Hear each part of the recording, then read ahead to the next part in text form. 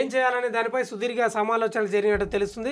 నిర్ణయం అటైనా ఇటైనా అన్నిటికీ సిద్ధపడదామని, భవిష్యత్తు మనదేనని, ఎవరు అధైర్యపడదని ధైర్యం చెప్పిన సీఎం రేవంత్ మీ వెనుక నేనున్నానంటూ వారికి భరోసా ఇచ్చినట్టు సమాచారం. ఒకవేళ ఉప ఎన్నికలు జరిగినా ఫలితాలు మనకే అనుకూలంగా ఉంటాయని ధీమాతో ఉన్న సీఎం ఆ నియోజకవర్గ అభివృద్ధి బాధ్యత కూడా తానే తీసుకుంటానని పేర్కొన్నారు. జూబ్లీహిల్స్ ఉప ఎన్నికలో కాంగ్రెస్ పార్టీ ఎలా గెలవబోతుందని, ఆ తర్వాత ఒకవేళ వచ్చినా ఆయా నియోజకవర్గాల్లో కూడా కాంగ్రెస్ అనుకూల పరిస్థితులు ఉన్నాయని రేవంత్ రెడ్డి ధీమా వ్యక్తం చేసినట్టు తెలుస్తుంది. రేవంత్ నోట విలీనం మాట.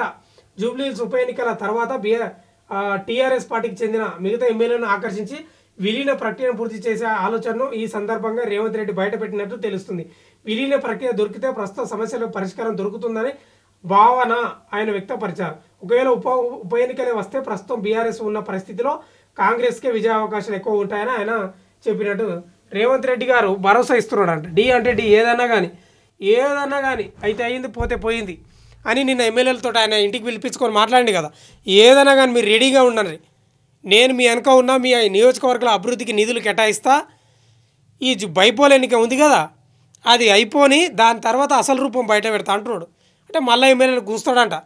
మరి గుంస్తే గతంలో కేసీఆర్ కూడా అడ్డగోలుగా గుంజుకొచ్చాడు, కానీ అధికారం కోల్పోయిండు. చూసుకోండి అది కూడా మరి. కానీ ఏదేమైనా రేవంత్ రెడ్డి ఒక భయం అయితే పుట్టిస్తున్నాడు బీఆర్ఎస్కు.